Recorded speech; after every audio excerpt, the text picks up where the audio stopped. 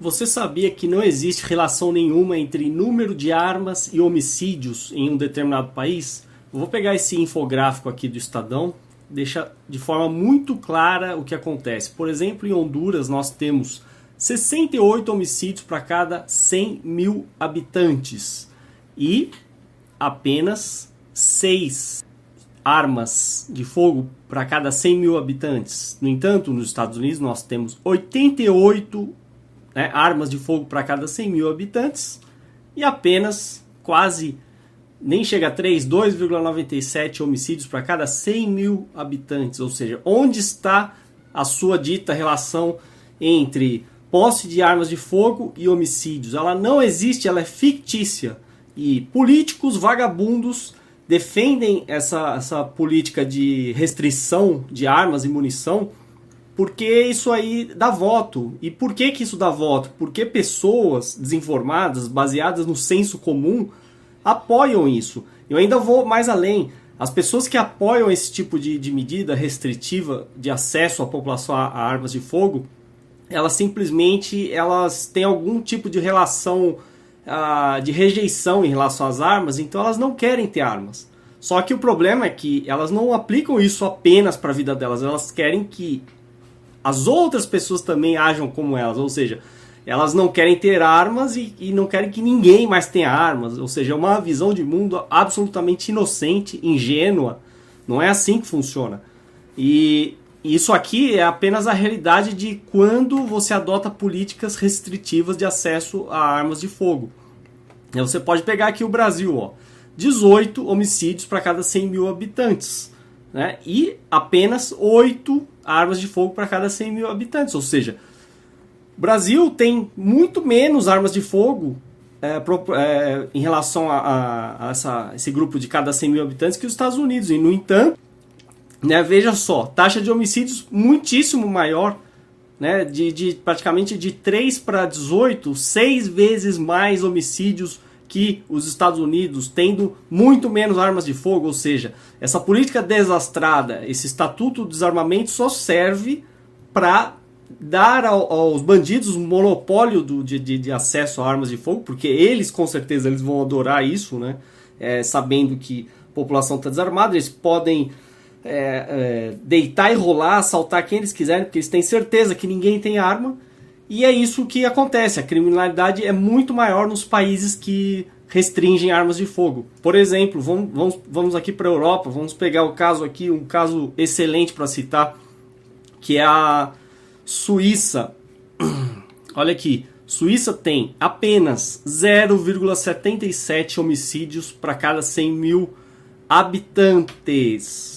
E adivinha quantas armas de fogo? 45 armas de fogo para cada 100 mil? Muito mais que o Brasil. Ou seja, como é que se explica então ter um índice de criminalidade tão baixo com acesso grande a armas, né? Eu gosto de citar o caso da Suíça porque nem Hitler teve coragem de invadir a Suíça, já que eles sempre foram muito bem armados, né? Praticamente toda família, toda casa tem um rifle ou, enfim, eles têm direito a se defender, é um direito natural, né? E é isso que tem que ser focado aqui, não é a questão do que um político com uma grandíssima ideia acha, né? O que ele acha que você tem que fazer ou obedecer. A questão fundamental quando se discute armas de fogo, e principalmente quando acontecem esses atentados, como foi o caso de Connecticut, é simplesmente defender o direito natural que todo mundo tem de se defender. É só isso. Você não precisa de malabarismos. Você tem o direito de se defender. O fato de eu ter acesso a uma arma de fogo não significa que eu vou matar alguém. E o fato de você adotar políticas públicas de restrição a armas não significa que a criminalidade vai ser reduzida. Então, para quê? A quem interessa defender isso? Outro caso interessante é que na Oceania, vamos pegar aqui duas economias livres, né? Lembrando, a Austrália é a terceira economia mais livre do mundo, Nova Zelândia a quarta economia mais livre do mundo. Você pega aqui a Austrália, tá na faixa de 0,14 homicídios por cada 100 mil habitantes. Nova Zelândia, 0,16. posse civil de armas de fogo para cada 100 mil, 22 para Nova Zelândia, Austrália 15, enfim, mais do que o Brasil, de novo.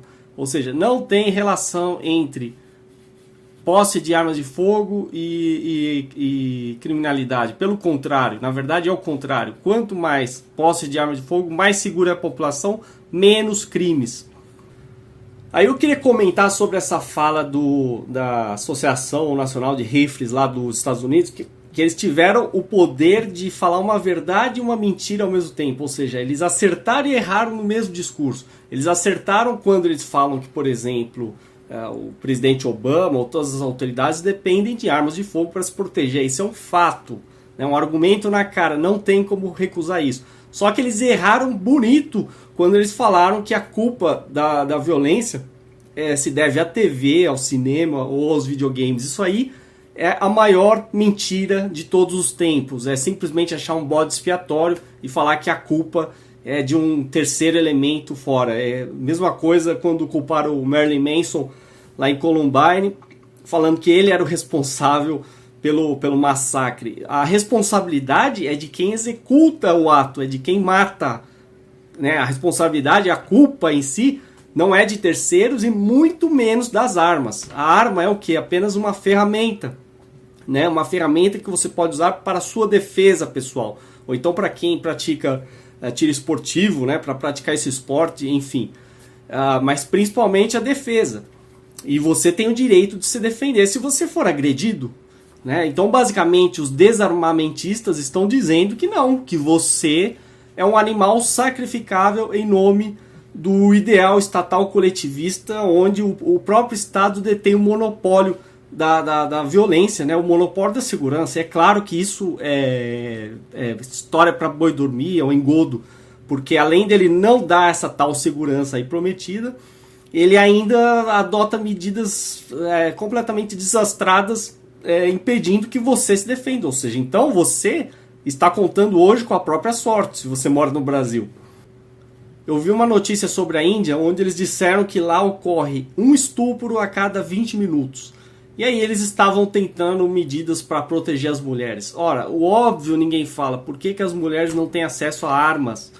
Esse é um assunto que interessa muito as mulheres, e as mulheres deveriam ser as primeiras a defender o livre acesso a armas de fogo, porque elas, se elas têm supostamente uma força física menor que um homem, por exemplo, então elas já estão em condição inferior para a defesa, né? Tirando as mulheres que têm treinamento aí de luta de arte marcial, enfim, ou conseguem se defender por outros meios, mas enfim.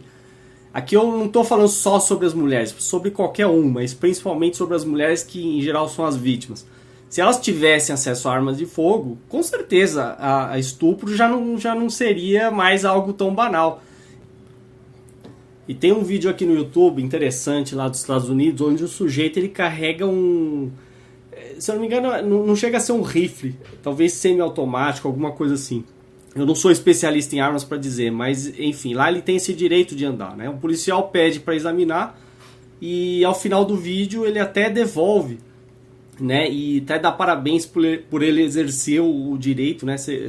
Segundo a segunda emenda da Constituição, e diz até que isso ajuda a reduzir a criminalidade no local.